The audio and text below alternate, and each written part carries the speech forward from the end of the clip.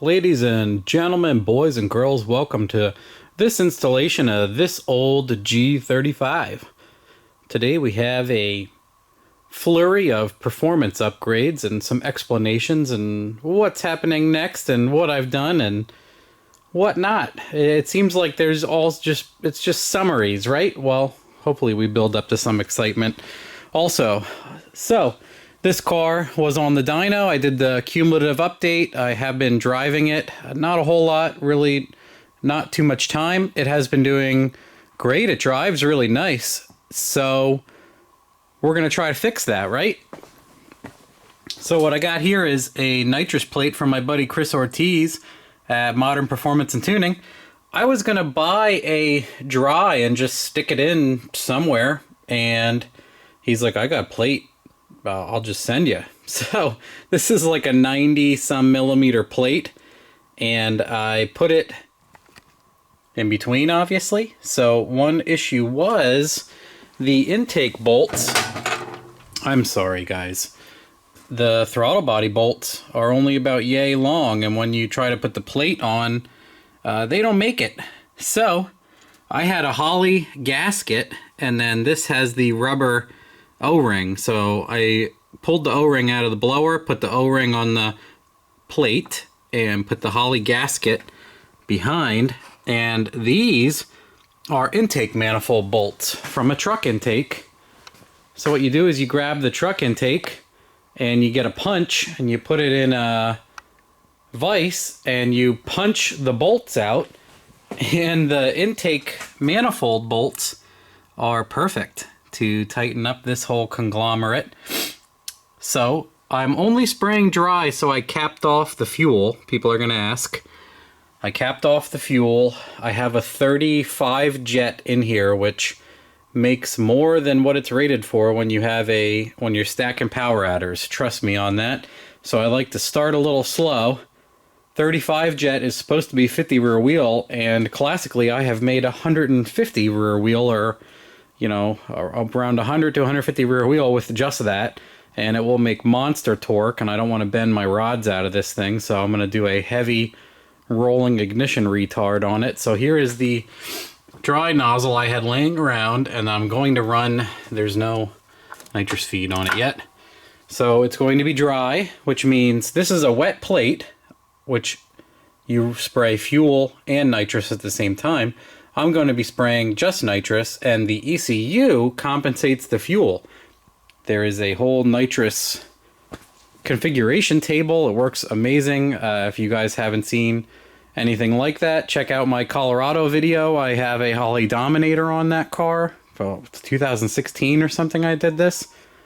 I did about 850 horsepower, 800 to 850 horsepower tune-up, and then I had a wet plate, and I did 2 stages of dry.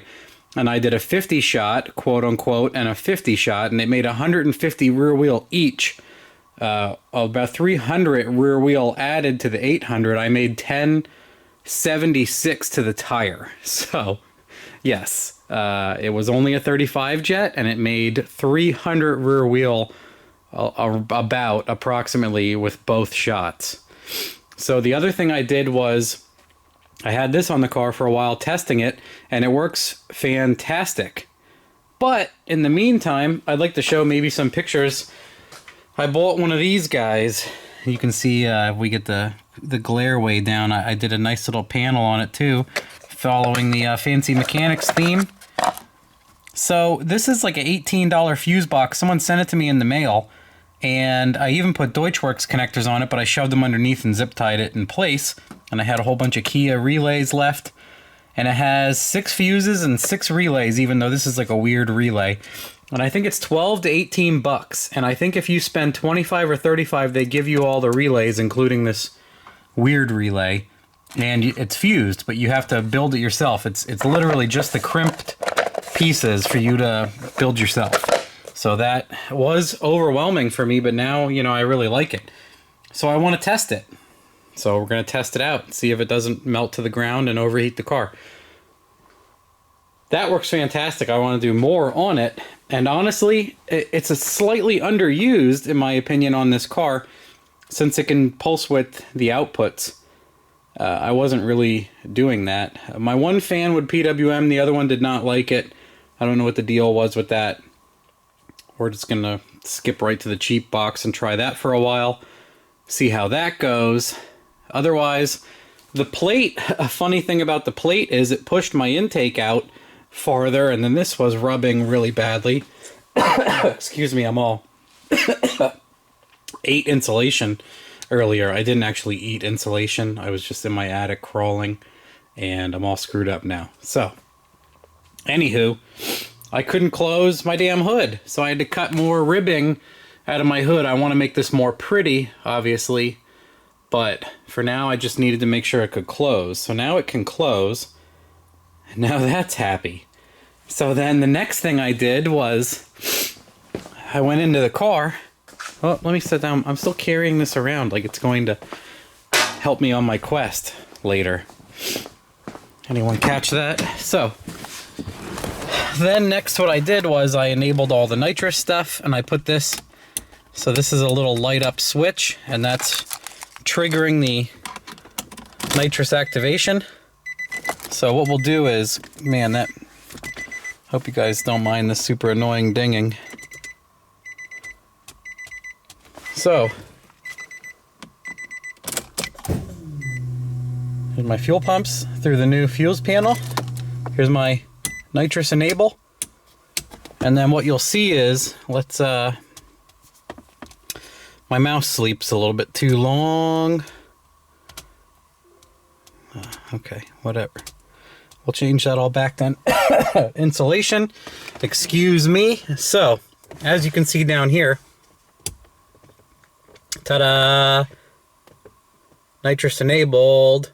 You can see when it activates the kit and everything. So I gotta just set the RPM limits and everything else. And then here, like I said, you can set it up as dry. And when you set it up as dry, non-progressive, it'll ask you for a fuel table. So this is the fuel going in.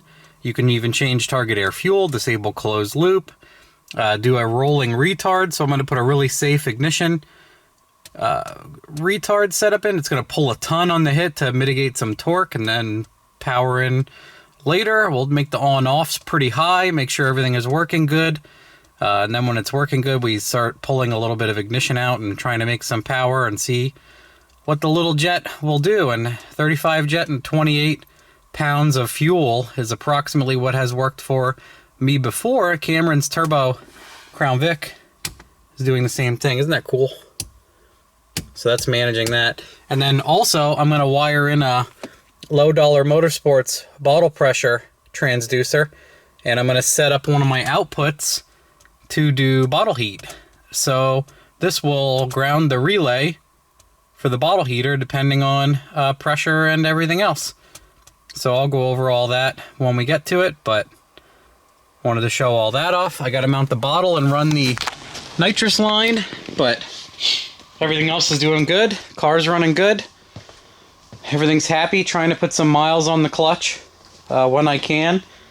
And we'll see how this nitrous stuff goes and forget about the rest, because we can't use all this power anyway.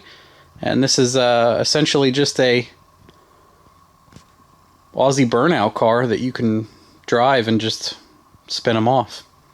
So, hope you guys enjoy the nitrous stuff. Let me know if you want me to go more in depth with that. I figure once it's working and running, I'll show how it all works out. I'm really interested to see this nitrous pressure transducer, how well that works, because I've never done that before. That's really has my interest. So I think I'm going to wire it all in the back of the car to get the pressure out of the bottle, because that's where the heater is, so I think that's most important.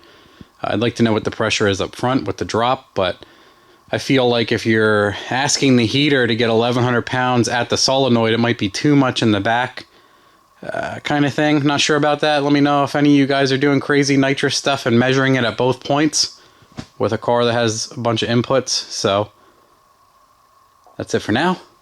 I'll show some at the end of my babble here. I'll show me building that. Pretty neat for what it is. We'll see how it works out. Other people say it works great. So here we go.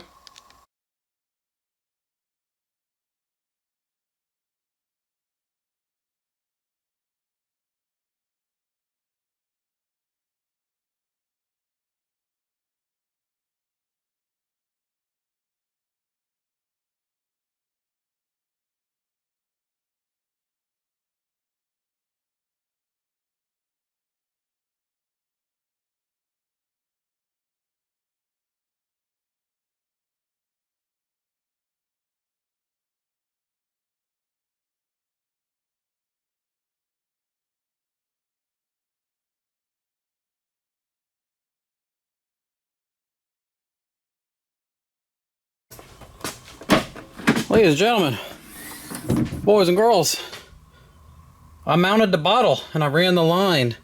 And what's really funny is, hard to see down here. Hey, let's grab this Amazon Cyclops light. Oh man, the magnet's so powerful. No affiliation. There was like a big entertainment system, whatnot. Here's the amp. I still need that for the stereo.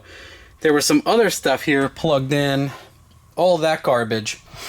I unplugged it all and I thought, man, those two bolt holes look like they might line up with the bracket I got from my buddy Mitch, and it does. So that's where I put the bottle. And then there was another 10 mil up here.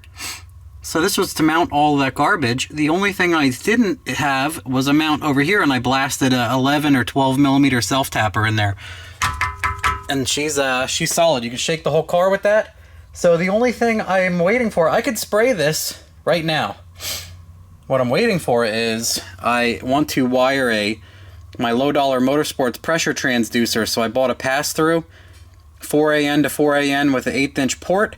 I wish my bottle, maybe next time my bottle's empty I might buy a different valve. There's bottles you can buy with a pre-valve port. So this bottle has to be open then for the pressure to work. I'd like to get one. I always like to buy when I buy them.